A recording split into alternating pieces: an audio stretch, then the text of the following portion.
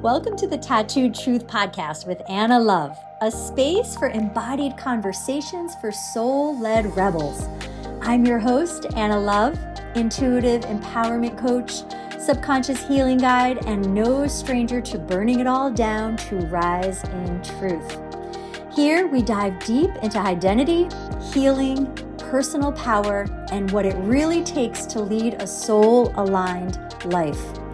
You'll hear unfiltered insights, real stories, and live coaching sessions with bold callers ready to break free and embody their next level. This is your invitation to reclaim your voice, rewire your patterns, and rise fully expressed. Let's get into it.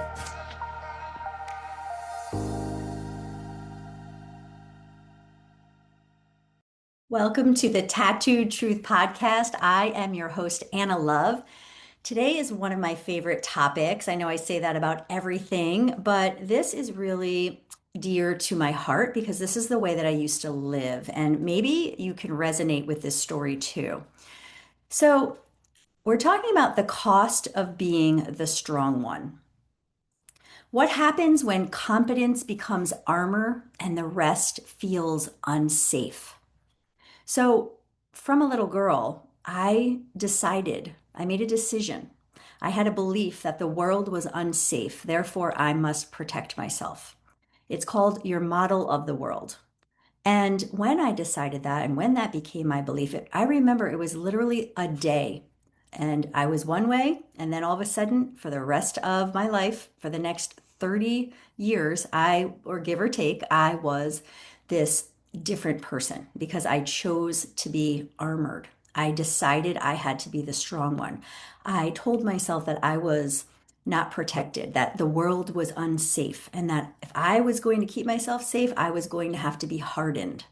So, as usual, that makes me want to sigh. And if you're feeling this and this is your life, you may want to take just a big, deep breath right now as you're hearing me talk about this. So, this is a different type of exhaustion. It comes from not doing too much or trying to be too much or trying to be a perfectionist or having overload or overwhelm or anything like that. It comes specifically from never allowing yourself to be held. And what I have come to realize is it is really the feminine. So if you are not in a place where you have a strong feminine side of you that you've allowed to develop and you feel trusted doing that. And I don't mean like I'm a girl or versus a boy, right? This is not male, female when I say feminine energy. This is about being held, being the receiver, not having to always do, not always having to protect. So if you are the strong one and the capable one, this is going to be an identity that people know you as. And they start adapting the way that they respond to you and they interact with you with. You may be the person that people always rely on, the one who has it handled, right? The one who says, I'll take it from here, I'll do everything. Oh, no, no, no, I've got it. Don't worry, I've got it. If you're one of those people like I used to be, this episode is perfect for you.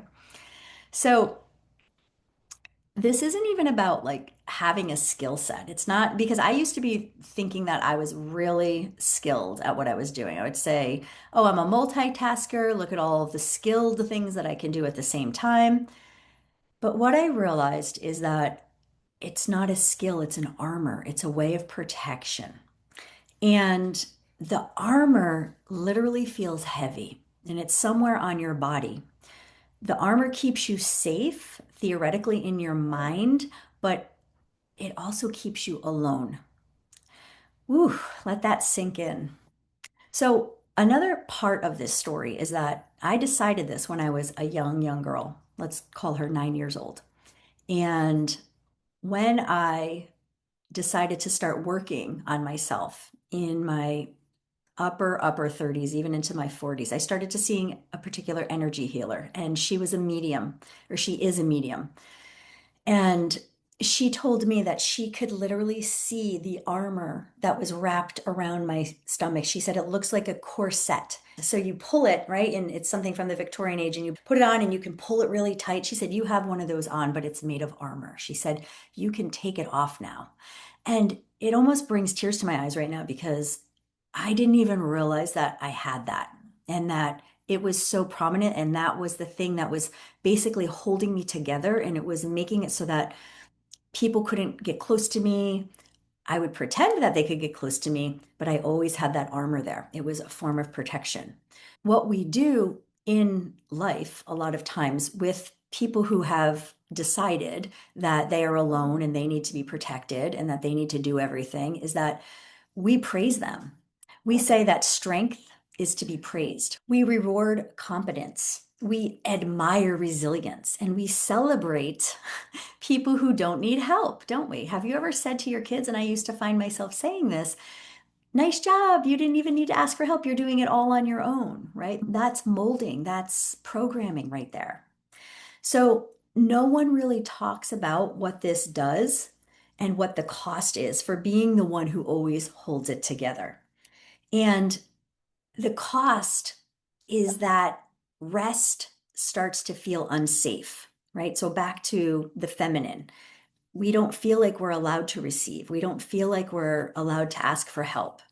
Support feels unfamiliar. And softness, yeah, that feels like a risk instead of a right. So, one of the things that I used to identify with was being hard. And it came off in the way that I talked to people. It came off in the way that I made decisions. It came off in my energy, even with my own girls. Not that I wasn't loving and nurturing, but I always had this hardness of, I got to get it done. Like, I'll be right back. I have to go handle this thing. The truth that we high functioning women, we do it to be identified as a high functioning woman, that we're very capable and we're leaders. The thing of it is this, we never learned that strength without softness becomes isolation. Yeah, my gosh, this is like so dear to my heart because I'm talking literally about my life back in my teens, my 20s, my 30s. And it's not that I felt unlovable or that I was unlovable or that I didn't care about people or I didn't know how to receive that people cared for me. It was that when you have this air about you that you are the strong one, people make assumptions. People feel that energy and they listen to the unwritten words in between, the things that you do say, and they assume that you don't need anything from them. And over time, guess what? You start assuming that too. So you learn how to self contain. You learn how to be alone. You learn how to push through instead of reach out for help. And slowly, very slowly, this happens. Connection becomes something that you offer to other people, but you don't allow yourself to receive it. Man, isn't that the truth? I felt very, very alone my whole life. And a lot of it was me creating the aloneness. So maybe you had to grow up too fast. Maybe you had something traumatic happen to you, such as I did. Maybe your emotions were too much, right, for the people all around you. And maybe being competent kept you safe, kept you valued, kept you needed, right? These are all tied to identity. And not only is that one pocket of the story, but then we have to talk about our nervous system and our body. So, what did your body learn from that? It learned, well, if I'm capable, then I'm safe. If I need less from people around me, then I'm even safer. And if I carry my own weight, then I belong, right? And everybody wants to belong on an unwritten level, on an unconscious level. We all really are here on this planet to belong. So, when you go through life thinking that, or you go through your day thinking that, and you go in all of your different environments and settings thinking that, rest feels threatening, right? If you feel like people are trying to support you, it feels awkward and you kind of push it away. And being seen in your softness actually feels very vulnerable, very exposed. I don't know if you can relate to this. So, here's what happens when your confidence becomes your armor. You may be surrounded by a lot of friends, a lot of family, but inside you feel alone. right? And I can relate to that big time. I was even inside a marriage where I felt alone. That was my story. I am alone. I'm alone.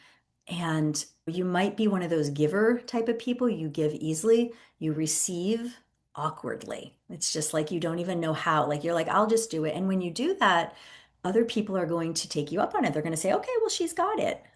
But you really don't have it. You really don't want to have it, right? So you're praised for that strength, and quietly and secretly, you are longing for support, but it's almost as if you won't even admit it to yourself. And this is something that I used to do specifically is I felt responsible for everyone else's emotional experience, but not mine.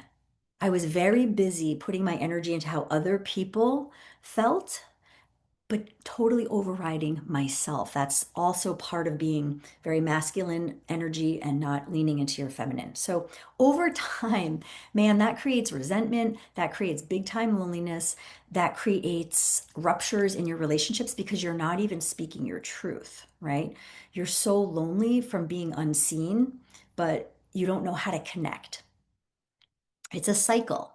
And let's go ahead and talk about how to break this. Okay. So, first off, telling yourself these mindset things. Softness doesn't weaken you, it doesn't mean that you're not strong, right? It gives you more of a completeness, it gives you more of a robust personality. And being supported doesn't mean you're less capable. It makes you more resourced, if anything, right? So it's great to be able to reach out and say, who can help me? Who's my network? What can you do and I do instead of me doing everything? So letting someone else help you doesn't mean that you're not competent. It expands your capacity. So strength doesn't have to mean do everything alone. And I am one of those people where it's all or nothing. And so I just said, okay, I'm strong and I'm going to do it all. But that's not what it means. You don't have to be alone. You can do some things and then pass some tasks on to somebody else. So I want to offer you a very simple reflection, and then we'll close this podcast. I want you to notice where your life and you default to saying things like, I've got this, even when you're exhausted. And that's the caveat. Notice where you minimize your needs so you don't burden others. Oh my God, that was me to a T. Notice where you offer support easily, but hesitate to receive it. And then following up with asking yourself, what would it be like to let someone else support me in a small way today? What would that feel like in my body? It doesn't have to be something dramatic.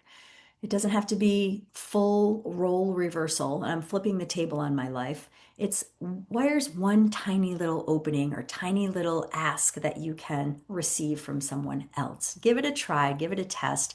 Let someone else carry the piece of the weight. And finally, I just like to close with you do not have to earn your rest by being strong enough first. All right. This is not like if I do this, well, then I now deserve it. And I know some of you are thinking that. You do not have to deserve support by doing everything on your own. You are allowed to be strong and supported. Say that out loud 3 times. Capability and being held, resilience and being soft. And I think the strongest thing that you can do for yourself is letting yourself be received. So if this episode really felt good in your body, please share it with someone that you think could hear this. Please listen to it again if you need to hear it a second time. Please come find me on Instagram, im.theannalove, and reach out to me if you're looking for any one-on-one support. Until next time, thank you for listening. Love you. Thanks for tuning in to the Tattooed Truth Podcast. If this episode lit something up in you, don't keep it to yourself. Share it, leave a review, and make sure you're subscribed so you never miss a truth bomb. If you're craving deeper support, guided healing, or a space to reclaim your voice and power, check the show notes for ways to work with me. Remember, your truth is not too loud, too bold, or too much. It's exactly what this world needs. Keep showing up, stay wild, stay true. I'll see you next time.